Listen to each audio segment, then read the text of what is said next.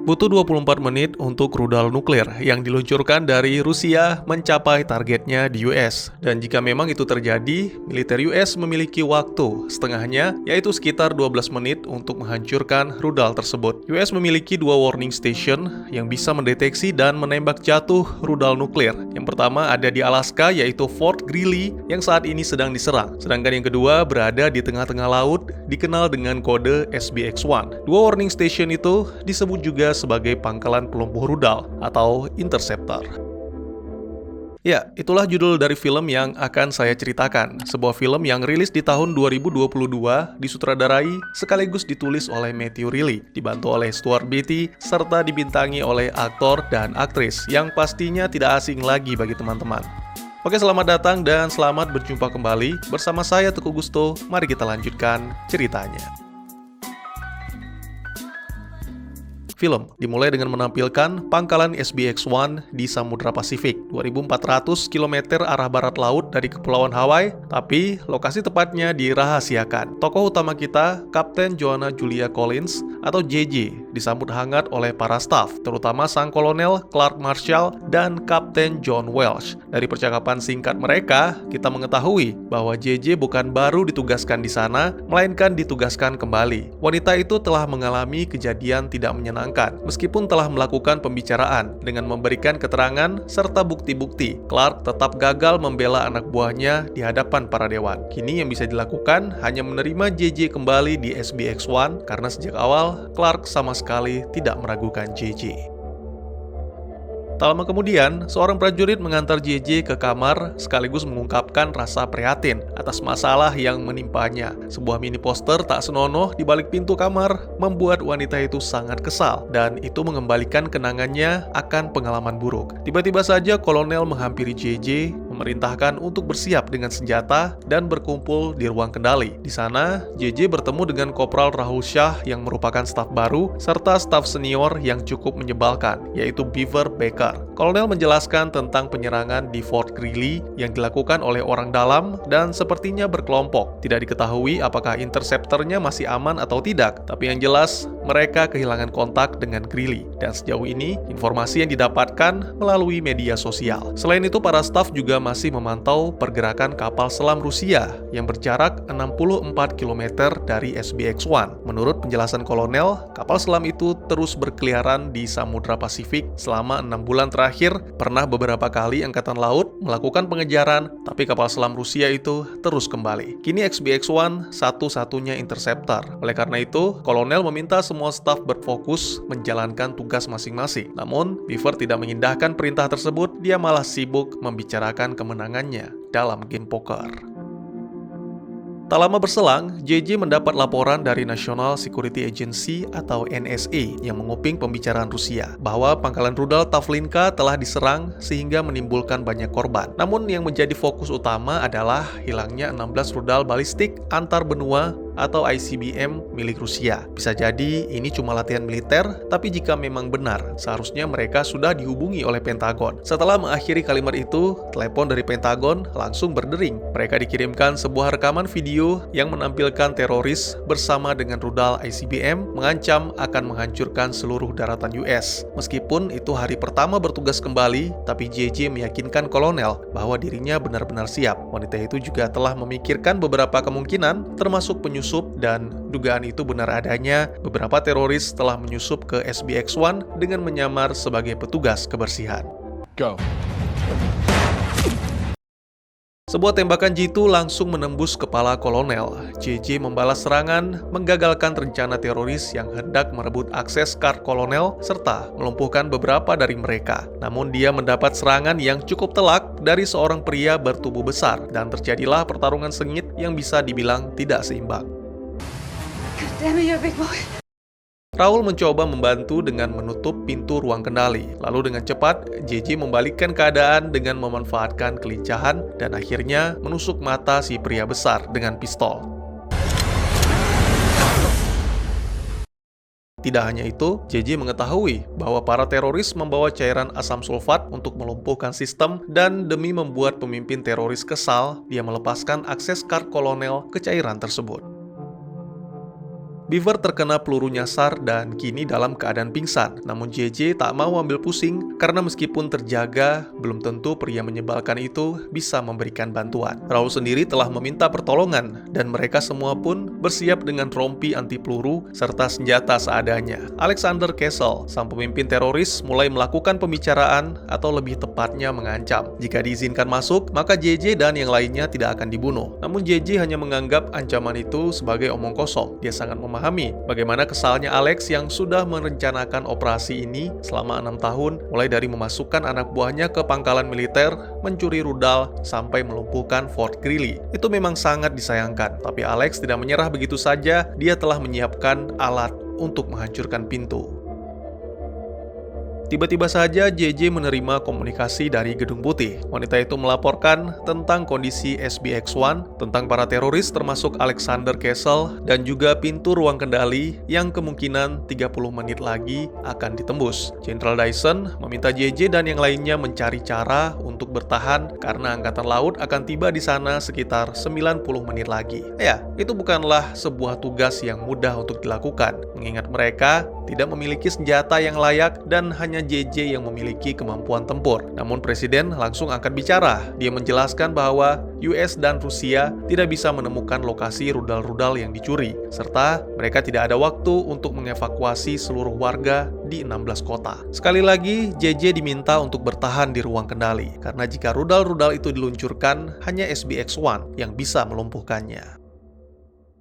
Beberapa waktu kemudian, Alex kembali menghubungi JJ untuk memberikan ancaman baru. Dia menjelaskan tentang apa yang dilakukan oleh kaum barbar ketika berusaha menembus pertahanan Romawi. Exitus actum probat, hasil akan membenarkan perbuatan. Alex langsung membawa Kapten John Welsh yang memiliki 4 anak dan 7 cucu. JJ sudah mengetahui apa yang direncanakan Alex. Wanita itu tetap tidak akan membuka pintu dan mengorbankan jutaan nyawa warga Amerika demi nyawa satu perwira. Silakan bunuh berapapun yang kau mau. Aku tetap tidak akan membuka pintunya.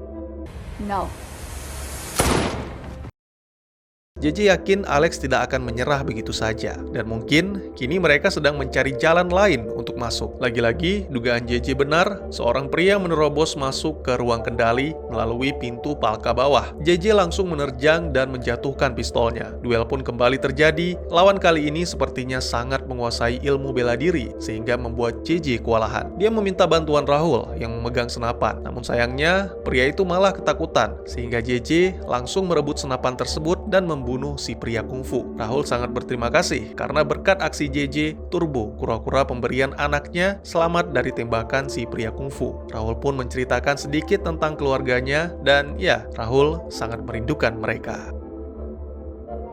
Beberapa waktu kemudian, JJ dan Rahul memeriksa seluruh ruangan dengan kamera pengawas, dan sesuai dengan yang dikatakan Alex bahwa para teroris telah membunuh semua staf. Alex kembali melancarkan ancamannya dengan menunjukkan foto panas JJ dan menceritakan tentang masalah yang dihadapinya beberapa tahun yang lalu, di mana kala itu JJ yang merupakan salah satu prajurit terbaik dipindahkan ke Pentagon dan diiming-imingi promosi kenaikan jabatan. Namun ada harga yang harus dibayar. Seorang jenderal bintang 3 yang merupakan pahlawan perang dan sangat dicintai oleh pasukannya melakukan hal yang tidak senonoh, sehingga JJ yang tidak terima melaporkan hal tersebut. Sang jenderal memang diberhentikan dari jabatannya, tapi para angkatan darat tidak bisa menerima hal itu. JJ dituduh mengarang cerita. Setiap harinya wanita itu menerima email yang berisi teror dan ancaman. Lalu JJ yang putus asa memutuskan untuk bunuh diri. Beruntung sang ayah datang, tidak hanya menyelamatkan tapi juga memberi semangat sehingga JJ bisa kembali bertugas di SBX-1.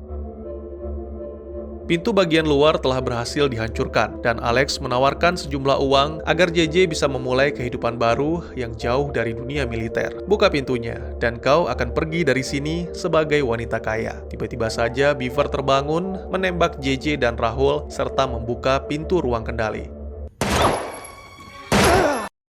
Alex langsung memerintahkan anak buahnya untuk membajak komunikasi dan siaran darurat. Sejak awal Beaver adalah anak buah Alex. Dia bergabung karena merasa kecewa dengan negaranya yang menerima orang asing, dan selain itu tentunya karena uang. Begitu pula dengan Alex. Setelah mengabaikan ancaman presiden, melalui siaran darurat, Alexander Kessel, putra seorang miliarder dan juga duta besar yang gagal untuk PBB, menyatakan kekecewaannya terhadap Amerika dan menganggap negara itu sebagai kebohongan besar. Pemusnahan adalah adalah jalan satu-satunya agar bisa kembali membangun negara yang lebih baik. Oleh karena itu, sebagai permulaan, satu rudal telah diluncurkan dari Tavlinka, Rusia. Lalu setelah itu, 15 rudal lainnya akan dikirimkan ke seluruh kota-kota besar di Amerika, termasuk Washington DC. Alex menegaskan bahwa hari itu, warga Amerika akan mati dalam ketakutan.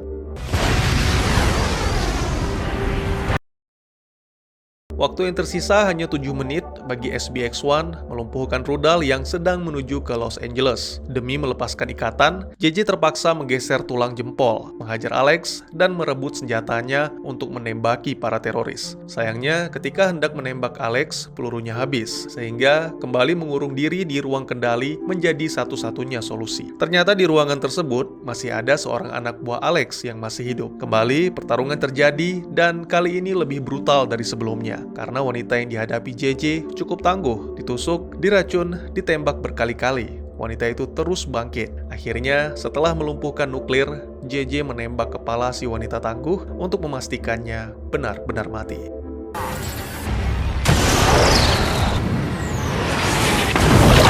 Fucking die already, would you?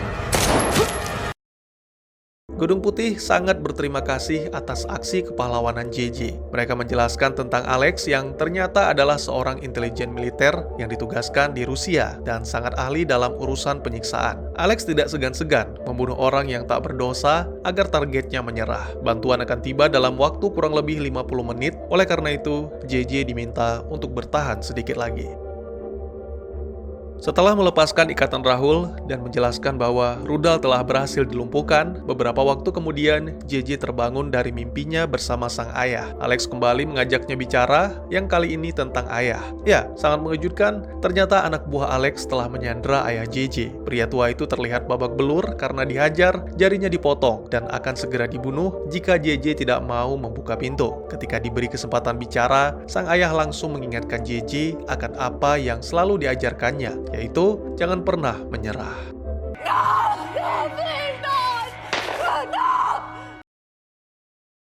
Tidak hanya kebiadaban Alex, tapi juga kegigihan JJ dalam melindungi negaranya disaksikan langsung oleh seluruh rakyat Amerika. Setelah semua usahanya gagal, satu-satunya cara terakhir yang dilakukan oleh Alex adalah mengaktifkan protokol penghancuran diri yang disebut HFAR. Itu membuat SBX-1 tenggelam dalam waktu kurang lebih 13 menit. JJ memutuskan turun ke bagian bilge atau lambung kapal untuk menutup katup secara manual, namun Rahul melarangnya. Karena tidak mungkin JJ bisa berenang dengan kondisi tubuh yang penuh luka. Rahul juga meminta maaf karena sejak tadi hanya menjadi beban dan kini gilirannya untuk melakukan sesuatu. Ya, menutup katup ternyata bisa memberikan mereka tambahan beberapa menit untuk bertahan. Sayangnya, Alex mengetahui rencana mereka, dia langsung mengirim Beaver untuk membunuh Rahul. Beritahu anak-anakku bahwa aku menyayangi mereka. Itulah kata-kata terakhir Rahul sebelum peluru menembus kepalanya.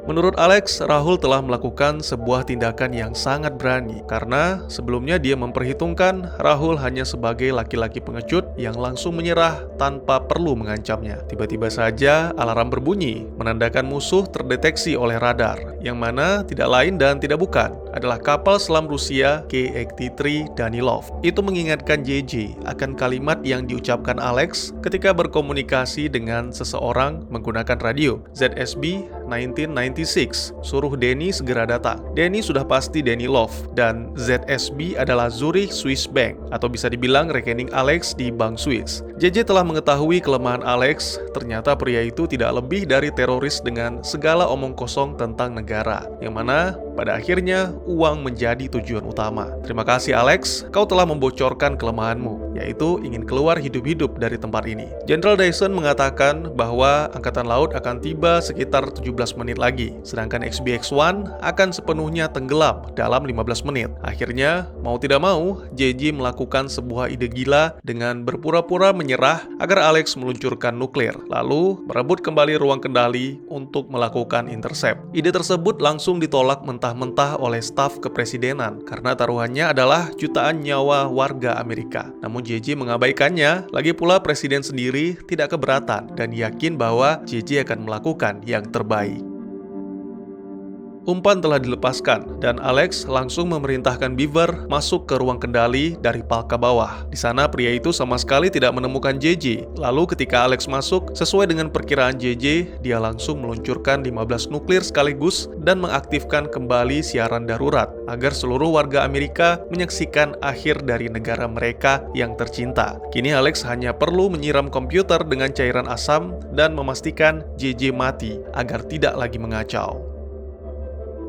Di atap, Beaver tidak menemukan JJ, yang berarti wanita itu masih berada di ruang kendali. Alex dan anak buahnya langsung mencari-cari ke seluruh sudut ruangan, bahkan menembaki sebuah lemari es, karena mengira JJ bersembunyi di dalamnya. Tapi ternyata, wanita itu berada dalam sebuah kostum tahan api. Dia langsung mengiris leher seorang teroris, merebut senjata, dan menembaki Alex. Lagi-lagi, sangat disayangkan, peluru senjata tersebut habis, dan Alex kembali berhasil kabur. Batas waktu intercept hanya tersisa 7 menit. Karena komputer telah disirami asam, maka JJ pun terpaksa menggunakan notebook Leader Companion 402 Minecraft Edition yang digunakan Beaver untuk bermain poker. Setibanya di atap, ketika hendak meluncurkan rudal intercept, tiba-tiba saja Beaver muncul dan bisa saja dia langsung membunuh JJ demi mengamankan rencana mereka. Sayangnya pria itu terlalu banyak bicara sehingga JJ langsung memanfaatkan kelengahannya untuk menyerang. Pastinya duel tak bisa dihindari, dan sejak awal Beaver diuntungkan karena lengan kiri JJ terluka. Tapi itu sama sekali tidak menurunkan semangat JJ. Wanita itu melakukan serangan balik dengan menggunakan balok besi dan menggantung leher Beaver dengan kawat berduri.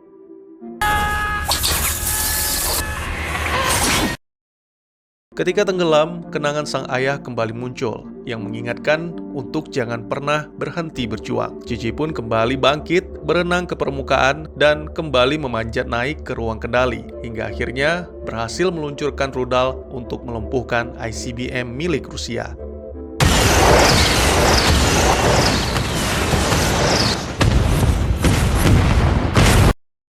Kau memenangkan pertempuran, tapi tidak dengan perang. Itulah yang dikatakan Alexander Kessel ketika kembali muncul di hadapan JJ. Kini, yang menjadi ambisi Alex adalah membunuh orang yang telah menghancurkan rencananya. Dan lagi-lagi, Alex gagal karena kemampuan bertarungnya yang tidak seberapa. Tak lama berselang, Danilov tiba di SBX-1. Seorang perwira muncul, bukan untuk menjemput, melainkan membunuh Alex. Lalu segera pergi bersamaan dengan datangnya helikopter Angkatan Laut.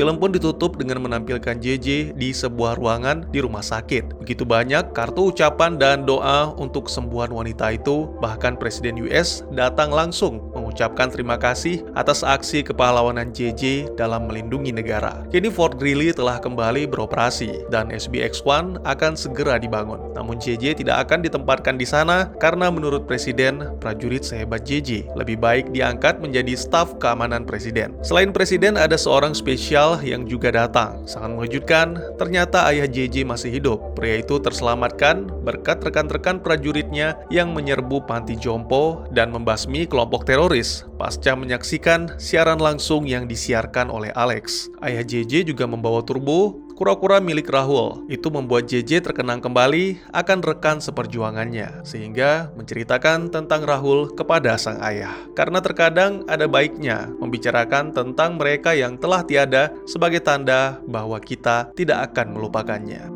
Dan tamat. Tentunya membicarakan yang baik-baik lah ya. Kalau bicara yang buruk-buruk itu namanya gibah. Ya, akhirnya Kapten JJ Collins berhasil menggagalkan rencana Alexander Kessel, seorang tentara jahat Amerika yang dibayar oleh teroris Rusia untuk meluncurkan 16 ICBM demi menghapus Amerika Serikat dari dunia. Nah, supaya berhasil, si Alex ini harus menonaktifkan 2 interceptor, satu di Fort Greely, Alaska, satunya lagi di SBX-1 di perairan Pasifik. Seperti yang kita tahu, rencana Alex benar-benar hancur. Pilihan terakhirnya adalah membunuh JJ, lalu melarikan diri dengan sekutu Rusianya yang menjemput dengan kapal selam Danilov. Di sini juga akhirnya kita mengetahui mengapa selama 6 bulan terakhir kapal itu terus bergentayangan di lautan Pasifik yang mana tidak lain dan tidak bukan untuk bersiap akan misi yang dijalankan Alex. Alex sangat terlatih dalam urusan PsyOps atau operasi psikologis. Adalah sebuah cara yang bertujuan untuk mempengaruhi emosi, motif, cara pikir objektif, dan akhirnya mempengaruhi memengaruhi tingkah laku pemerintah, organisasi, kelompok, dan individu asing. Psyops ini juga merupakan salah satu seni ilmiah memanipulasi opini publik. Oke, kembali ke Alex. Tidak dijelaskan secara detail, tapi dari cara bicara, sepertinya Alex memiliki dendam terhadap sang ayah. Namun ya, walau bagaimanapun hebatnya dalam mengatur rencana dan lain-lain, tetap saja Alex hanya seorang agen yang disewa Rusia dan bertanggung jawab penuh kepada mereka. Ketika 15 rudal berhasil diintersep oleh JJ, Alex tidak lagi dibutuhkan, bahkan tidak akan dibiarkan hidup demi mencegah pria itu mengungkap siapa majikannya. Bagian menariknya adalah kapten kapal Rusia yang mengangguk pada JJ. Ini menandakan bahwa Rusia mungkin akan mencoba kembali, tapi sekarang mereka harus berpura-pura memusnahkan musuh Amerika agar peluang keberhasilan pada rencana berikutnya lebih besar. Terus ada lanjutannya nggak, Bang? Nah, di sebuah artikel, sang sutradara mengatakan bahwa dia cukup puas dengan tanggapan para penonton dan jika memang mendapat lampu hijau, kemungkinan besar Interceptor ini akan dibuatkan sequelnya yang mungkin akan dibintangi kembali oleh Elsa Pataky. Film ini memang bagus, tapi saya pribadi tidak bisa memungkiri bahwa ada beberapa kekurangan. Musuhnya lemah ya, Bang? Bukan. Kalau itu sih udah dijelasin sama si JJ, bahwa Alex itu pemikir atau perencana, bukannya petarung. Jadi ya wajar, pas 1 lawan 1 sangat mudah dikalahkan. Buktinya meskipun pegang pistol, JJ tetap bisa dengan mudah merebutnya. Yang jadi fokus saya adalah Gedung Putih. Kok bisa 1,5 jam mengirim orang ke SPX-1? Padahal kondisinya darurat. Sedangkan mengirim pesawat ke Yordania aja di film Transformers nggak selama itu loh. Dan lagi kan bisa ngirim pesawat drone Predator si Avenger untuk memberikan ancaman. Secara terorisnya tidak menyandera warga sipil dan para staf SBX-1 juga berlindung dalam ruang kendali yang sudah seperti bunker. Itu yang pertama. Nah yang kedua, sekelas Amerika, negara superpower, masa iya ngurusin Fort Greely harus hitungan jam? Ini aneh kalau menurut saya. Seharusnya pangkalan itu bisa langsung dikuasai dan diaktifkan kembali hanya dalam waktu beberapa menit. Beda halnya kalau memang dibom atau dihancurkan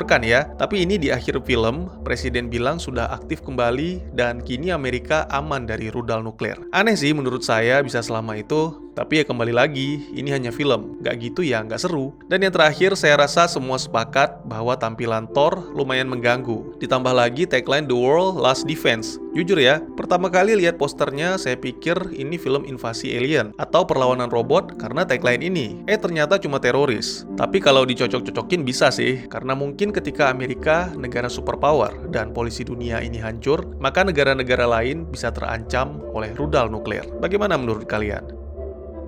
Mungkin segitu dulu teman-teman, saya bukan orang pintar atau sok tahu. Silahkan jika teman-teman punya pendapat sendiri, atau jika ada pertanyaan dan ingin berdiskusi, bisa langsung tuliskan di kolom komentar. Dan juga jika teman-teman ada film lain yang ingin kita bahas, juga bisa tulis di kolom komentar, atau silahkan DM ke Instagram saya di @teguhgusto. Insya Allah pasti akan saya baca. Mari kita jadikan kolom komentar sebagai sarana penambah wawasan dan menciptakan jalinan persaudaraan, bukannya malah menjadikannya sebagai tempat pembulian sehingga menciptakan permusuhan. Sekian dulu videonya, dan jangan lupa untuk dukung terus channel ini dengan cara share, like, dan subscribe karena dukungan dari kalian sangat berharga bagi saya demi perkembangan channel ini. Saya Gusto, sampai jumpa di video selanjutnya. Tetap semangat, tetap bersyukur setiap hari. Dadah!